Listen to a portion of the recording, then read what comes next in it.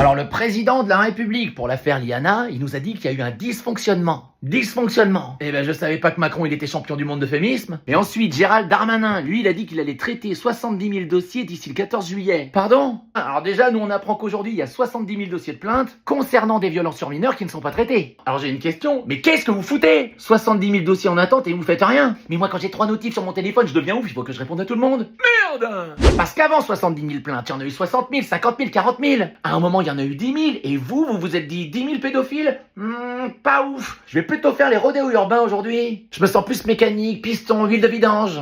Ça veut juste dire que la pédocriminalité, ce n'est pas leur priorité. Écoute ça, le budget de la justice est passé de 8 milliards d'euros en 2017 à environ 10,5 milliards d'euros en 2025. Donc leur histoire de non, mais on manque de budget, bah non, plus il y a de budget, moins il y a de pédocriminels en prison. Donc ils s'en foutent, mais là comme médiatiquement ça s'emballe. Darmanin il a dit que les 70 000 dossiers seront traités dans un mois. Enfin traités, d'abord ils ont dit les dossiers doivent être traités. Après ils nous ont dit examinés, puis finalement ils ont dit recensés. Donc si je résume, on est passé de tous les pédophiles sont en prison dans un mois. Ah bon alors, elle avance cette lutte contre la pédocriminalité?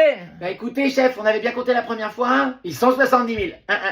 En fait, ce qui va pas, c'est que les politiques, ils réagissent seulement une fois qu'on voit le problème, une fois que c'est trop tard. Et là, c'est la surenchère, et c'est celui qui mettra la peine la plus forte. Et moi, je mettrai la prison à perpétuité. Et moi, je remettrai la peine de mort. Et ben moi, je lui couperai les couilles. En fait, à chaque fois qu'il y a un drame, comme par hasard, ça devient leur priorité. On vous voit, les gars, quand les gens, ils peuvent plus se payer à bouffer, le pouvoir d'achat, c'est ma priorité. Quand il y a une fusillade suite au trafic de stupes, lutter contre la drogue, c'est ma priorité. Oui, bah ta priorité, c'est surtout qu'on te voit le plus possible à la télé avec les sourcils froncés. Comme ça, on vote pour toi, et une fois que t'es au pouvoir, tu nous en... On commence à comprendre.